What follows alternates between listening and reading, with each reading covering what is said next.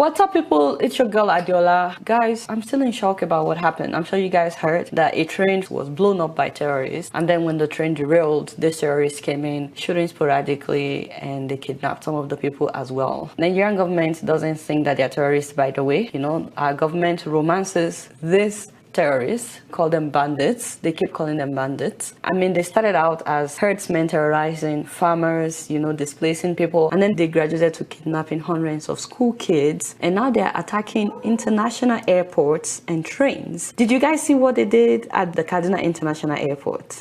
At least one person was killed when gunmen attacked an international airport in Kaduna, a major city in northwestern Nigeria, on Saturday. There was no immediate claim of responsibility, but state officials put the blame on the so-called bandits. That's an international airport just last Saturday. And then on Monday, of course, they attacked a train. So this means our international airports are no longer safe in Nigeria. Trains are not safe. Vehicles are not safe. Buses are not safe. Makes you wonder where is safe in Nigeria. Unfortunately, our government keeps making excuses for them. A whole governor said that they need rehabilitation. Zamfara governor said they are not really criminals. And then, of course, they call them repentant bandits. They're putting them on payrolls, giving them money. They're giving them clothes. Nigerian government is in love with these bandits. And once again, people have lost their lives. Innocent people. Simply because we have leaders that don't care about the people. I'm not being tribalistic with this question, but let's be honest. If these bandits were Igbos or Yorubas, don't you think that Buhari would have taken them out a long time ago? I personally believe that we have a very tribalistic president. We've seen what he's done with IPOB members, declaring them as terrorists when they are not terrorists, going after them, killing them anyhow. They're still killing people in the IPOB territories, and they arrested their leader, Nnamdi Kanu, all the way from another country. You have the resources to go and arrest somebody from another country. We've seen what they did to Sunday Igboho. They literally just released Sunday Igboho all this while. But the people that are actually terrorizing the whole country since he became president, Buhari has refused to declare them as terrorists. And these are people that are from his ethnic group. At the same time, we have a Minister of Information, Lai Mohammed, who has a PhD in lying. We are proud that in our time, Nigerians are once again able to travel by train in total comfort and safety. Lagos Ibadan, Abuja Kaduna, Warri Takpe Ajaokuta, and Abuja Metro Line are shining examples of our rail revolution. Wow, this man is crazy. Like, it's not even like, some people lie to the point where they believe their own lies. The same day that he said all these things was the day that bandits attacked that train. Why is it that they keep lying to us, telling us that all is well when it's not well? The recent string of successes recorded in the fight against Boko Haram and ISWAP is uplifting. As terrorists and their camps are being decimated, thousands of terrorists and their families are surrendering in droves. Once again, why can't his children, his family members, his village people, why can't they just talk to him? We're still not sure exactly how many people died in this train attack, but they've recovered 8 bodies. And also, after the explosion and the train derailed, these terrorists that we like to call bandits, I don't know why we call them bandits, these people know what they are doing. They have sophisticated weapons. They are terrorists, okay? They targeted the first-class coach, shooting sporadically through the window before going in to kidnap people, including a pregnant woman and her baby. A survivor explained how the bandits were shooting at them through the window. Immediately the train stopped. The armed men with us, they started shooting.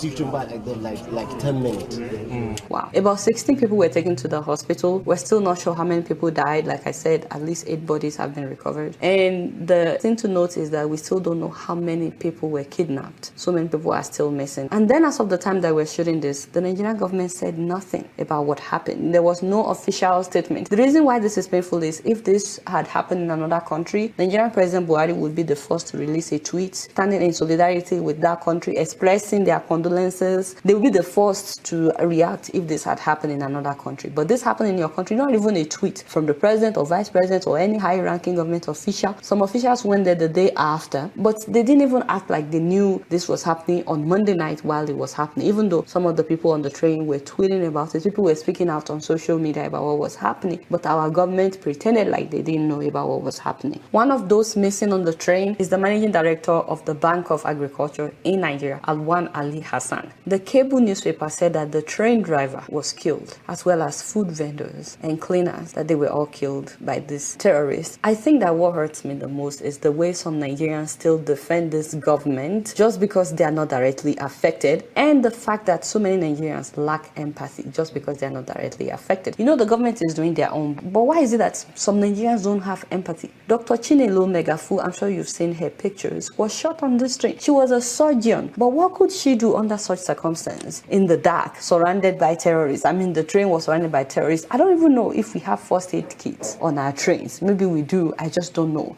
But what was she supposed to do? This lady was bleeding, and yet she tweeted that, I'm on the train, I've been shot, please pray for me. What's wrong in her asking for prayers? There was nothing she could do. You won't believe what some Nigerians were tweeting in response to her. Send us photos. Can you imagine? Some said, oh, were you shot with a pallet or AK-47? Somebody said, how is it that you are still able to type? I was like, wow. I know that our government doesn't care about us, but why would anyone joke about something like this? Chinelo bled to death. Not because she was in an accident, maybe road accident or whatever. No. She bled to death because her country failed her. Nigeria is what killed her and every other person that died on that train. Nigeria is the one that killed the train driver, all the food vendors, all the cleaners on that train. They were killed by their country. Their country failed them. Nigeria is what killed her. Her friend said that she was supposed to relocate abroad this coming Friday. She had already resigned from her St. Gerard's hospital where she worked in Kaduna as a dental surgeon. She was supposed to travel this